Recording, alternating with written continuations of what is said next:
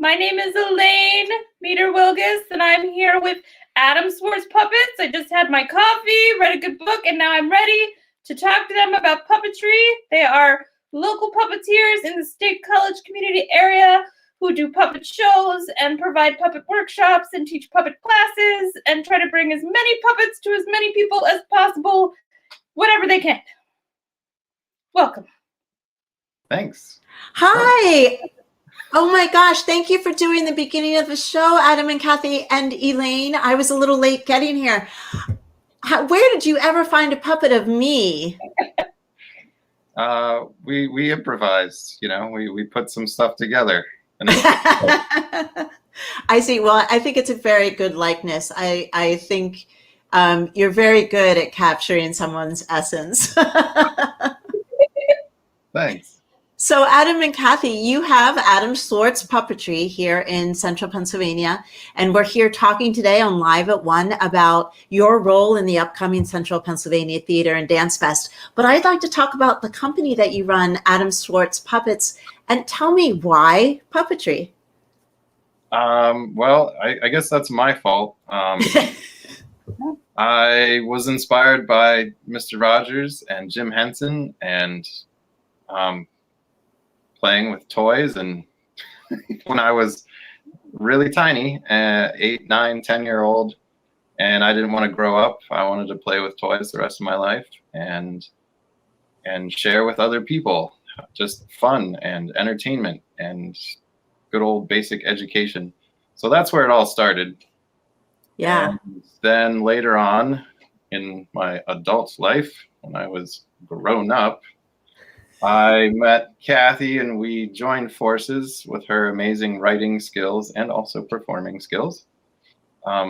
We've somehow made this business and done all kinds of fun things with puppets. Absolutely. And you bring them to people of all ages throughout not just Central Pennsylvania, but throughout a greater region as well. Do you, Adam or Kathy, you can both answer this one. Do you have a favorite puppet or style of puppet that you like to use? I would say, well, again, going back to Fred Rogers and Jim Henson, I think, hand puppets or stick puppets is kind of where my inspiration started. So that's kind of what we stick to a lot. But I've also done marionettes. We've done some shadow puppet stuff. We even do finger puppets too. I mean, that's one of the cool things that I love about puppets is that it seems to engulf a lot of art forms. Yeah. Like growing up, I loved art in school as well, and then I thought, oh, puppets, I can do all these different art forms. So yeah, going back to your actual question, hand puppets, stick puppets. Yeah, I think I love all kinds of puppetry. When we teach workshops, we kind of cover like five basic kinds of puppets. But what I think I'm most comfortable with and probably have the most confidence in my ability to use is a hand puppet. But I love to try and admire all forms of puppetry. As far as like a particular character of a puppet, of maybe my own, I think there's a couple, but one that I had since, I don't know, like 20 years when I first started doing puppet shows for libraries. When I just walked into SCLO and asked the amazing Anita Dietz, hey, can I do a puppet show? And she said, sure. What do you got? Was a character named Billy. And that's a character that I've actually remade physically a couple times. And turn around. And turn around. He's right there. That's Billy. I wondered. Yeah. So, and again, it's the character that's just evolved over the years. So that's why I like him. He's very kind, inquisitive, kind of, young and can talk to anybody. And as far as somebody else's character, it can be, sure. There's no right or wrong here, Adam and Kathy. I'm answering the question all across the board Every here. question, every possible interpretation of the question. It's about imagination, so bring it. It's all good. Well, growing up, I loved Gonzo. I seem to identify with him, I guess. And I don't know, Ernie maybe. But maybe that's just because I in the last couple of years I spent time and met the puppeteer who has been doing Ernie for quite a while. Oh my gosh. So knowing the performer behind the puppet adds a lot, Yeah. appreciation towards the character. Wow. How did that happen, Adam? How did you get to meet that person? I did a workshop in Texas. Was it 2 years ago? Maybe three years ago. 3 years ago. In the before times. Before times, yes. Omitting the last year. And it was called Beyond the Sock was the workshop. Uh-huh. And it was a week-long thing where everybody got to build their own puppet and then work with Peter Linz and Noel McNeil to work on performing in front of a monitor. And it was super awesome. Met tons of really cool people. I bet. Kathy, what are your favorite puppets? Oh, me? Well, my favorite Characters. my favorite character that I perform is Alice the Fox.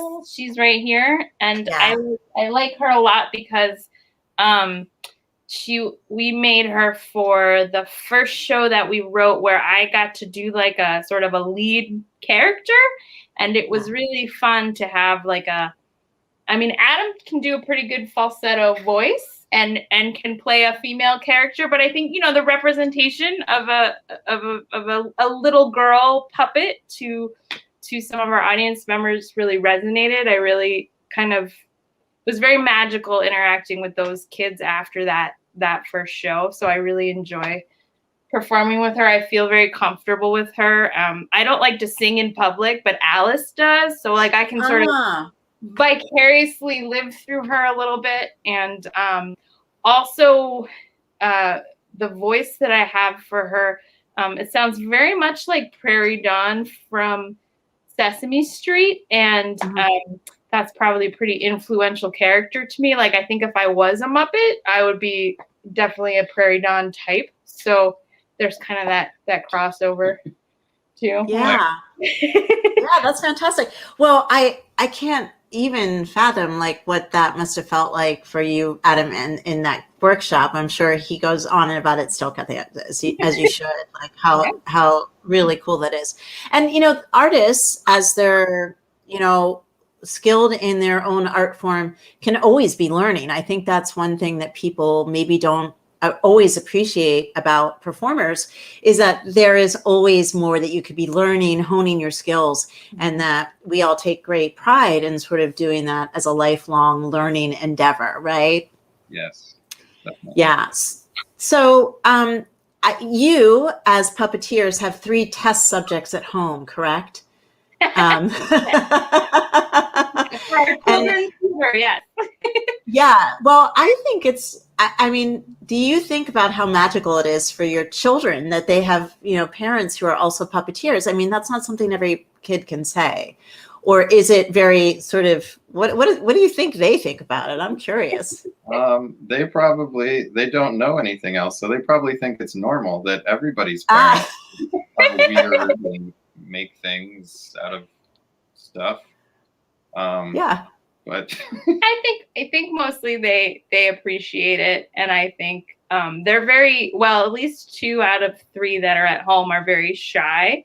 So I think for them, being able to play with puppets and kind of become experts in their own right has given them something special that they have confidence in, that they can share with friends and come out of their shells a little bit, if that makes sense. Yeah, that's beautiful. Yeah, I think that's a really powerful idea.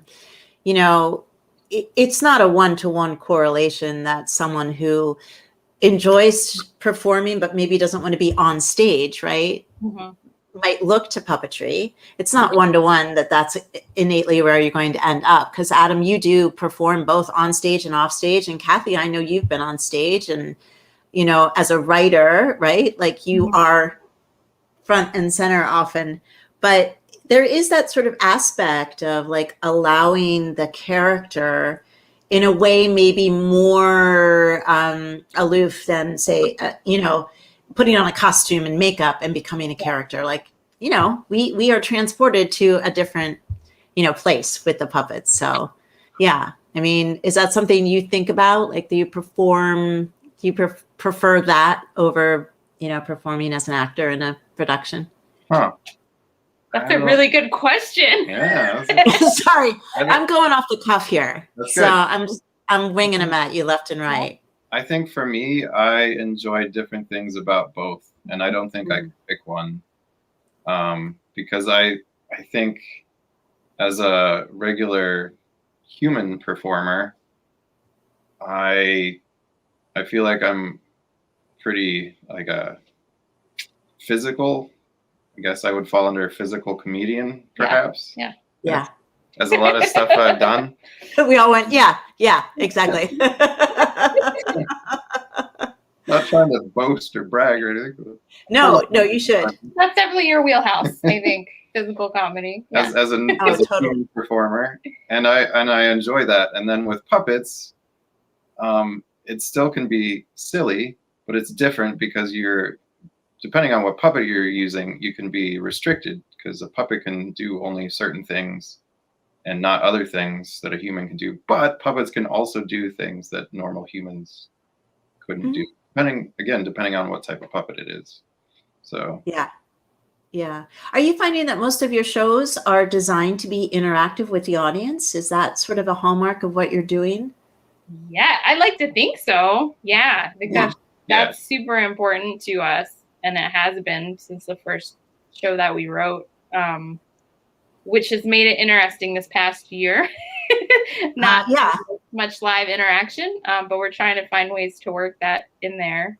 Doing some live Zoom shows were interesting, where we would pick different points in the show that we've done before that we usually interact with the audience, where we would have the Zoom audience muted and then ask them a specific question and unmute them so we hear a bunch of noise or get an answer, and then we would have to mute them again when we then left that interactive segment. It was different. It was very different. But I mean, they were there with us. So yeah.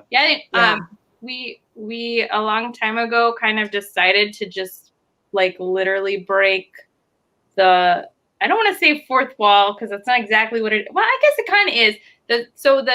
The safety of a curtain, I think, we still have a curtain in most of our shows, but we cross that barrier all the time. We come in front of it. We come in front of it as human characters, and we come in front of it with a puppet. And I think that's a choice we made a long time ago to really be able to very much interact with our audience. And it doesn't take long for people to completely forget that we're there and just focus on, a puppet moving around. And that's a pretty cool experience. Yeah. Well, and it's been argued that in animation and every action exists for a reason. And I imagine it's much the same in puppetry. There's a fluidity to it. And like you said, there's sort of transforming you as a person holding a puppet to just the puppet, right? So what are some thoughts on that concept that every action has a meaning or is serving a purpose? What are your thoughts? Yeah, I think in good, really honed puppetry, it's all about the character, and like I said, being more of a physical human actor, you have to take all of that emotion and movement and expression and fit it into an inanimate object, whatever that is. So when we practice shows, even ones that we've already done before, we'll watch on a screen or a monitor or look in a mirror, and so just like a dancer, and we'll watch, how does our puppet look, or I don't remember this line, or I don't know this line yet of this new show. So my puppet might be drifting its focus off while I'm trying to think and remember the line, and it's talking over here, but it should be looking somewhere else. So, watching ourselves while we practice, just like a dancer. And eye focus. Well, eye focus of a puppet is important. Yeah. Not even if it doesn't have eyes, it has to have a focus, so the audience perceives that it's living. Yeah, and a puppet that is at least designed for a performance has, specific things that it needs to do, and there's a lot of things that it can't do. So when we're creating those puppets and when we're writing those scenarios, I think we do have to try to be pretty purposeful as far as what does this character need to do, how will they do it. You said earlier, like, why puppetry? It's, there are certain choices that you make with puppetry artistically that would be different if you were, filming or just writing a story for someone to read directly off the page. And even just the kinds of puppets we use, like mostly we're using hand and rod puppets, but we've got shows where we put in shadow puppets specifically at a certain time because that conveys a little bit of a different feeling. So I think that makes sense. Yeah, no, it totally does. There's certainly going to be an aspect of improv as you're moving through your pieces, especially anytime you're interacting with the audience. It's curious. You said you had done some Zoom shows, and I've been sort of asking this as a like casual kind of wondering, personally, will you keep any aspect of the Zoom world as we return to normal? Does that have a place for you at all?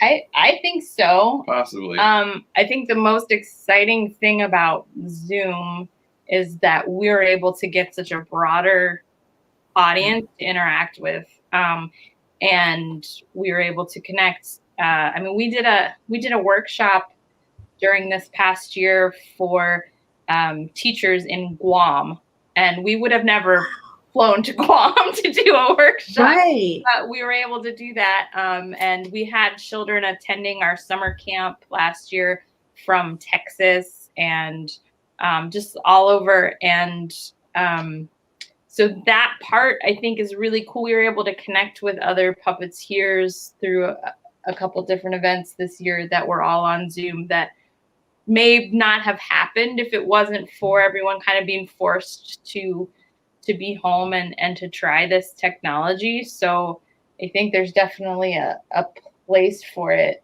moving forward. Yeah, especially that's really cool. Workshops like that. Really, it's like, whoa, we can go anywhere really quickly and get back really quickly. Yeah, we're like time traveling. We're like, now we're in the UK and it's 3 hours later, or yeah, you have to pay attention. Now it's tomorrow where they are. That's fantastic. Yeah, and you just kind of you get to roll with it and kind of see where those kind of opportunities will find you. That's wonderful. That's exciting. I look forward to hearing more about that. I certainly, before we wrap up today, I want to hear about what you are doing as part of the Central Pennsylvania Theater and Dance Fest, June 11th through 13th. So fill us in a little bit without giving away too many of the details. What will you be doing for the festival? Well, another thing that we've had to, I guess, pour our creative juices into in the last year is also filming things, pre-recording stuff as well. Yeah. And that's another aspect that I think we're going to keep too. Yeah. We've spruced up our home studio here, and figured out and practiced a lot of the monitor puppets on monitor style puppetry a lot more. And so we're definitely going to have a lot more recorded shows. And that's what we have for the festival. That is what we have for the festival. Yeah. We honed our skills and worked hard. Yeah. Our show for the festival is, it's called Heroes on Hand. It's a little puppet humor there. And it's a show that we've performed live in the past, but we sort of adapted it for video. And we're excited about some of the ways we were able to find people to participate and make it feel like there's some back and forth with an audience, even though we don't technically have that piece. So hopefully that will feel like being more like being at one of our live shows. But it's 3 stories about superheroes and what it means to be a hero. Yeah, raise some questions about what a hero is and how to be a hero. And hopefully it will be inspirational. And if you, I know it will be. Thanks.